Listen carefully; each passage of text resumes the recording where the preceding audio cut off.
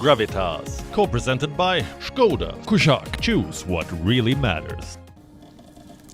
I have to say there's a lot of vice in the so-called cabinet and no virtues. It's all male, almost entirely Pashtun, and more than half of them are on the UN sanctions list, 17 to be precise, 17 out of 33.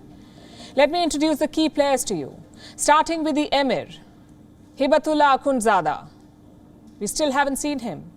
33 ministers will pledge allegiance to this man, but we still don't know if he is alive.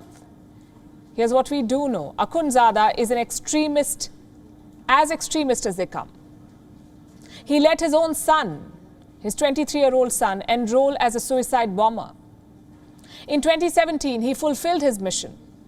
Akhundzada did not flinch. His new ministers are cast in the same mold, ruthless, barbaric, wanted terrorists. Mullah Muhammad Hassan Akhund is the Taliban's prime minister.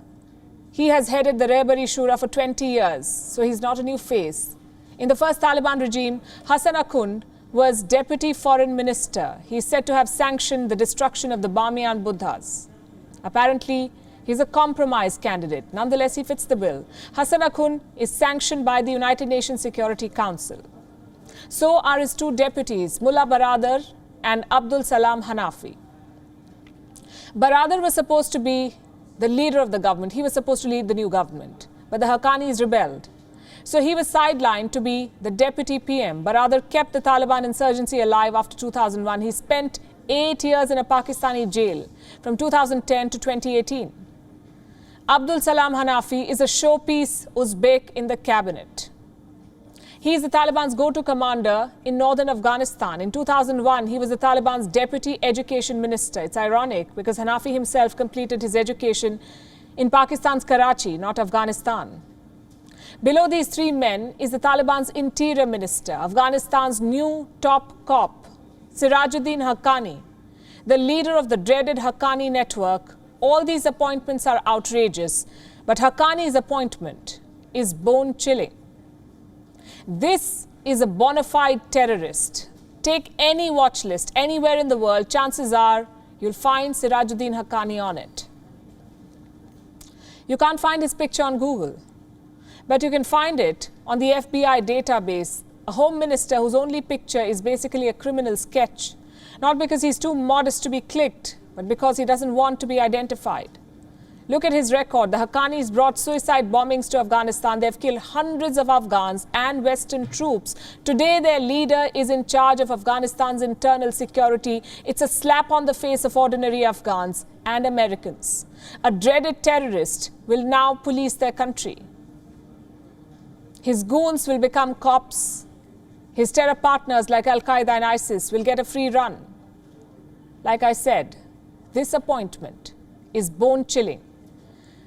The defense minister was more or less expected. Mullah Yaqub headed the Taliban's military commission. So he was named defense minister. Does he have battlefield experience? No, he doesn't. But he does have a famous father, Mullah Omar, the Taliban's founder. Yaqub is supposed to be in his early 30s. He has considerable power in Kandahar thanks to his father. These men are the big power players in the Taliban government. All of them are sanctioned by the United Nations. Their assets have been frozen. Some of them cannot travel abroad. So here's the question. Who will recognize these ministers? That's where the Taliban's foreign minister comes in. Amir Khan Muttaqi. He served as culture minister in the first Taliban regime, this man. So his job was to basically wipe out anything un-Islamic. This time, his job is diplomacy. He's neither a military commander nor a religious leader. He specializes in reconciliation talks. Both Muttaqi and Mullah Baradar have a tough job. To convince the world that the Taliban have changed, it's a tough sell.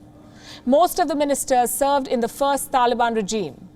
Around 30 of them are Pashtuns, none of them are women, and 17 of them are sanctioned by the UN. How exactly is the Taliban 2.0? The old guard is still firmly in control.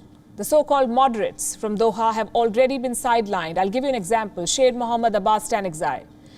He's the deputy head of the Doha political office. Reports said he would be the Emirates' number 2 or 3. Instead, he is the deputy foreign minister, completely sidelined. One look at this cabinet and it's clear where the power lies. The old guard and the HAQQANIs, both controlled by the Pakistani deep state. All sanctioned by the US and the UN. Will they be embraced, arrested or ignored? That's our next story. WION is now available in your country. Download the app now and get all the news on the move. Gravitas, co-presented by Skoda. Kushak, choose what really matters.